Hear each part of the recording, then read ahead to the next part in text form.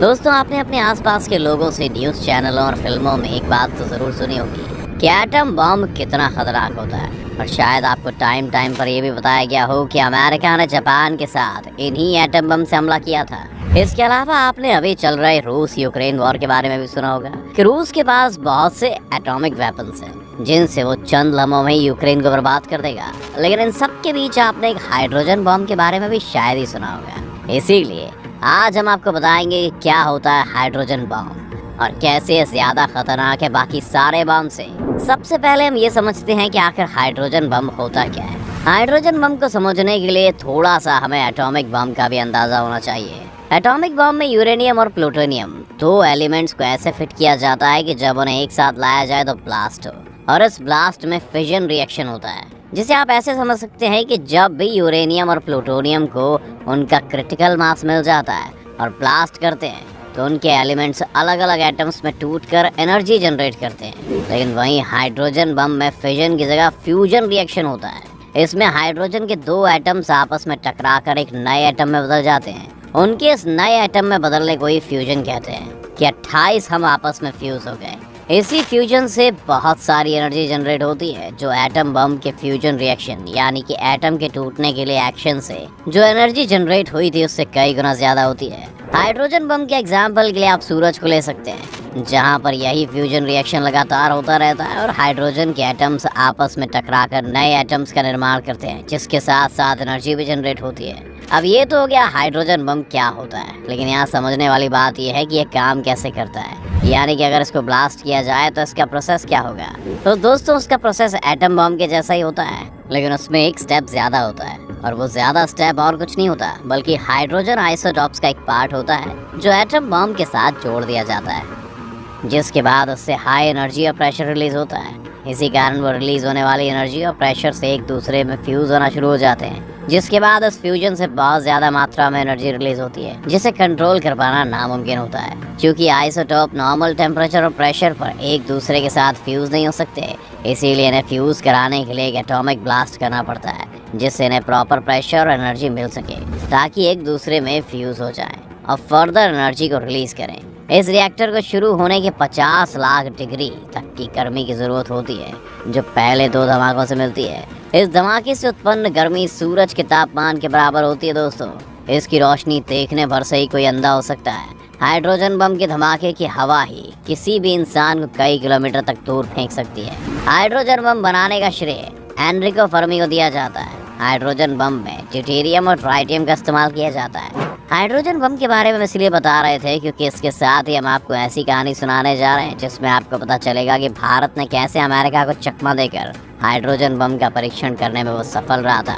राजस्थान के सरहदी जिले जैसलमेर के पोखरण में वो सुबह शांत थी, हवा बह रही थी, तभी कुछ निर्देश दिए गए और ट्रक और बुलडोजर्स खोदे गए कुओं की ओर बढ़ने लगे। कुछ ही पलों में मशीनों की तेज आवाजें सुनाई देने लगी। थोड़ी देर में कुएं में न सिर्फ बालू भर दी गई बल्कि इनके ऊपर बालू के छोटे छोटे पहाड़ भी बना दिए गए। इनसे मोटे मोटे तार निकले थे।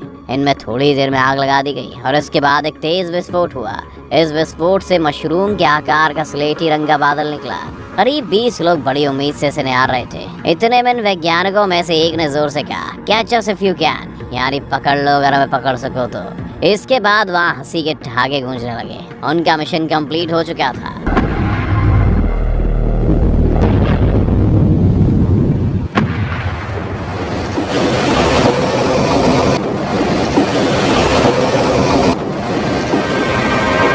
भारत का ये सीक्रेट मिशन अमेरिका की एजेंसी CIA की सबसे बड़ी इंटेलिजेंस सफलता मानी जाती है। विस्फोट के बाद अमेरिका ने अपनी सैटेलाइट से ली गई तस्वीरें डाउनलोड की। उनके वैज्ञानिकों के बीच यही चर्चा रही कि आखिर इतने गोपनीय तरीके से भारतीयों ने इस परमाणु टेस्ट को कैसे अंजाम दिया। दरअसल भारतीय सेना की 58 इंजीनियर रेजिमेंट को खास तौर पर इस काम के लिए चुना गया था। इस रेजिमेंट के कमांडेंट थे कर्नल गोपाल कौशिक। भारत के परमाणु हथियारों का परीक्षण इन्हीं के संरक्षण में होना था।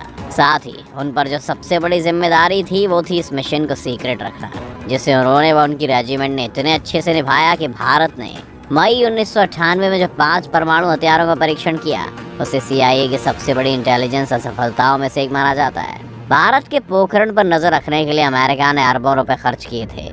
इसके लिए अमेरिका ने 4 सैटेलाइट लगाए थे। भारतीय वैज्ञानिकों ने फिर भी सीक्रेट तरीके से ऑपरेशन को अंजाम दिया। इन सैटेलाइट्स के बारे में कहा जाता था कि ये जमीन पर खड़े भारतीय सैनिकों की घड़ी में भी समय देख सकते हैं। CIA ने तो इतना कह दिया था कि इन सैटेलाइट्स के पास ह्यूमन इंटेलिजेंस है, लेकिन सारे दावों को दरकिनार कर भारत ने दुनिया भर में अपनी ताकत साबित कर दी। इस सफलता के बाद वैज्ञानिकों और देश में जश्न का माहौल था। सफल परीक्षण के बाद प्रधानमंत्री अटल बिहारी वाजपेयी जी ने भारत को परमाणु शक्ति संपन्न राष्ट्र घोषित कर दिया था। ये देश के लिए गर्व की बात थी। लेकिन ऐसा सिर्फ भारत ने ही नहीं बल्कि 60 के दशक में रूस ने भी किया था, क्योंकि हाइड्रोजन बम की ताकत हासिल करने की ऐसी होड़ मची थी कि इसमें रूस, अमेरिका और ब्रिटेन एक दूसरे को पछाड़ने में लगे थे। ये मानव जाति के सबसे विनाशकारी हथियार को हासिल करने की होड़ थी। रूस ने इस होड़ में खुद को आगे कर दुनिया के सामने एक तरह का संकट खड़ा कर दिया था। 1953 में रूस ने खुलेआम स्वीकार कर लिया कि उसने हाइड्रोजन बम हासिल कर लिया है और उसका परीक्षण भी किया है। इसके पीछे रूस के फिजिसिस्ट एंद्रेई सखारोव का बड़ा हाथ था। रूस ने जिस हाइड्रोजन बम का परीक्षण किया था उसमें 400 किलोटन विस्फोट का इस्तेमाल हुआ था। ये नागासाकी और हिरोशिमा में गिराए गए परमाणु बम से 26 गुना ज्यादा ताकतवर था।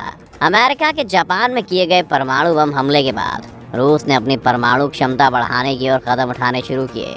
29 अगस्त 1949 को रूस ने पहली बार परमाणु बम का परीक्षण किया था। रूस ने इस परीक्षण को एक कोड नेम दिया था। वो कोड नेम था RDS-1। 1945 में हिरोशिमा और नागासाकी में अमेरिकी परमाणु बम हमले के बाद रूस में बेचैनी थी। वो किसी भी तरह से परमाणु क्षमता में अमेरिका से आगे निकलना चाहता था। रूस की सरकार ने इसके लिए 5 साल का लक्ष्य रखा था। रूस के न्यूक्लियर प्रोजेक्ट में एक युवा वैज्ञानिक इगोर कुर्चातोव को लगाया था। इगोर ने इस प्रोजेक्ट को लीड किया। रूस के कजाकिस्तान इलाके में परमाणु बम का परीक्षण किया गया। 22 किलोटन वजनी हाइड्रोजन बम के विस्फोट से उस दिन पूरी धरती हिल उठी थी। लेकिन ऐसा कहा जाता है कि रूस ने इस हाइड्रोजन बम को बनाने के लिए अमेरिका के फॉर्मूले को चुराया था, क्योंकि उस समय रूस के स्पाई